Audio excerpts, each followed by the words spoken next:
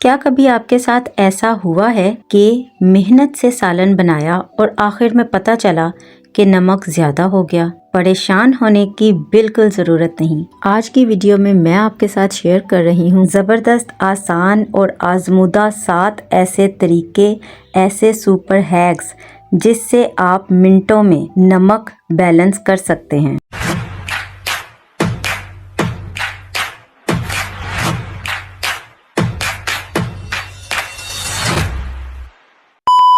Hello everyone, घर और ज़िंदगी को आसान बनाने के लिए बेहतरीन हैक्स के साथ मैं हूं आपकी होस्ट आयशा। चलिए आज की वीडियो शुरू करते हैं। तो चलते हैं टिप नंबर 1 की तरफ।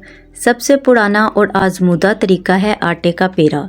थोड़ा सा गुंदा हुआ आटा लें और उसकी छोटी छोटी गोलियां बनाकर सालन में डाल दें। ये आटा इजाफी नमक को जज़ब कर लेगा, एब्जॉर्ब कर लेगा। 10-15 मिनट के बाद इन्हें निकाल दें, नमक बैलेंस हो जाएगा। टिप नंबर 2 में हम आलू का इस्तेमाल कर सकते हैं। अगर सालन शोरबे वाला है तो एक कच्चा आलू छील कर उसके मोटे मोटे टुकड़े करके सालन में डाल दें। आलू नमक खींच लेगा। जब आलू नरम हो जाएं तो आप उन्हें निकाल सकते हैं या फिर सालन का हिस्सा रहने दें। टिप नंबर 3, अगर आप कोरमा या मसालेदार सालन बना रही हैं तो उसमें 2-3 चम्मच फेंटी हुई दही या दूध की मलाई फेंट कर शामिल कर दें।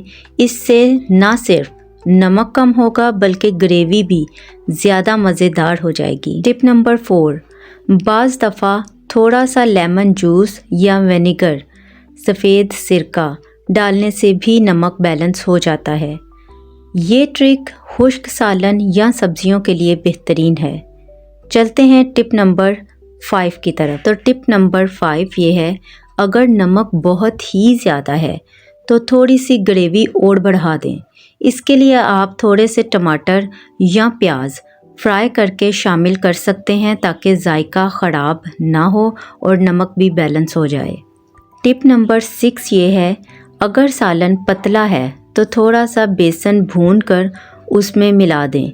इससे ग्रेवी भी गाढ़ी हो जाएगी और नमक भी कम हो जाएगा। टिप नंबर 7 ये है, अगर शोरबे वाला सालन है तो उसमें थोड़ा गर्म पानी शामिल करके एक उबाल आने दें, यानी बॉयल आने दें। याद रखें कि ठंडा पानी बिल्कुल नहीं डालना वरना मज़ा ख़राब हो सकता है, तो आप गर्म पानी ही शामिल करें, इससे भी नमक बैलेंस हो सकता है। अपने सालन की नौयत और मिकदार के हिसाब से इनमें से जो टिप आपको सूट करे वो इस्तेमाल कीजिए। उम्मीद है ये टिप आपके काम आएंगी। इनमें से आपका पसंदीदा हैक कौन सा है कमेंट में ज़रूर बताइएगा। मज़ीद ऐसी ही आसान होम टिप्स के लिए चैनल को सब्सक्राइब करना मत भूलिएगा। अगली वीडियो तक के लिए अल्लाह हाफिज़।